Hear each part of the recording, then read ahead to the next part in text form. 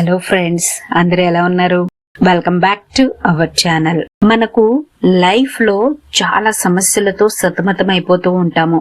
అవి ధనపరమైన సమస్యలు కానీ, లేకపోతే అనారోగ్య సమస్యలు కానీ, ఒక్కొక్కసారి కన్ను దృష్టి, చెడు దృష్టి తగిలిందని అనుకుంటూ ఉంటాము.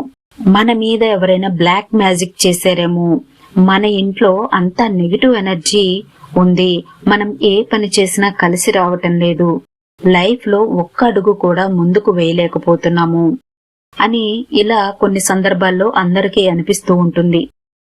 వాళ్ళ ఇంట్లో అందరూ హెల్తీగానే ఉన్నారు, కానీ సడన్ గా వాళ్ళు అందరూ ఒకరి తర్వాత ఒకళ్ళు అనారోగ్యం పాలవుతున్నారు అని ఇలా అనుకుంటూ ఉంటాము. మనకు సమస్యలు అనేవి తొలగిపోయి మన కోరిన కోరికలు నెరవేర్చే శక్తివంతమైన పరిహారం. ఇక జరగదు, ఈ పని నా వల్ల కాదు, ఈ కాంపిటేటివ్ ఎగ్జామ్స్ లో నాకు ర్యాంక్ రాదేమో అని ఇలా డీలా పడిపోతూ ఉంటాము. రాత్రనక పగలనక చదివినా సరే కొన్ని సందర్భాల్లో మనం డీలా పడిపోతూ ఉంటాము. అలా కాకుండా మనం అనుకున్న టైంలో మన గోల్స్ ని రీచ్ అవటానికి ఈ పరిహారం అద్భుతంగా పనిచేస్తుంది. ఎవరైతే కాళీమాతని ఇష్టపడతారో వాళ్ళు ఒక చిన్న లైక్ చేయండి, మన ఛానల్ ని సబ్స్క్రైబ్ చేసుకోండి. మీరు ఈ పరిహారం మంగళవారం రోజున కానీ, లేకపోతే అమావాస్య రోజున కానీ చెయ్యాలి. పీరియడ్స్ టైంలో ఉన్న వాళ్ళు చేయకూడదు, నాన్ వెజ్ తిన్న వాళ్ళు ఈ పరిహారం చేయకూడదు. ప్రతి మంగళవారం ఒక 11 సార్లు ఈ మంత్రాన్ని జపించాలి. ఇలా మీరు ఒక 11 మంగళవారాలు చెయ్యాలి. మధ్యలో డేట్ వస్తే ఆ 1 వీక్ స్కిప్ చేసేయండి, తర్వాత మరలా కంటిన్యూ చేయండి. 11 గంటల్లోనే మీకు రిజల్ట్ వస్తుంది.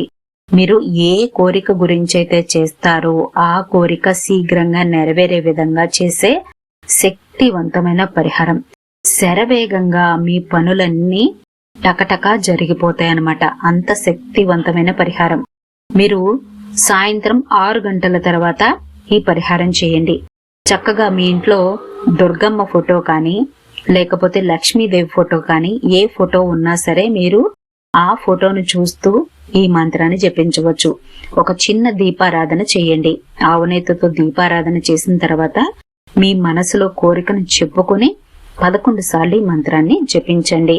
ఆ అత్యంత శక్తివంతమైన మంత్రం ఓం జయంతి మంగళాకాళి భద్రకాళి కపాలిని దుర్గాక్షమ శివదాత్రి స్వాహ స్వదా నమోస్తుతే.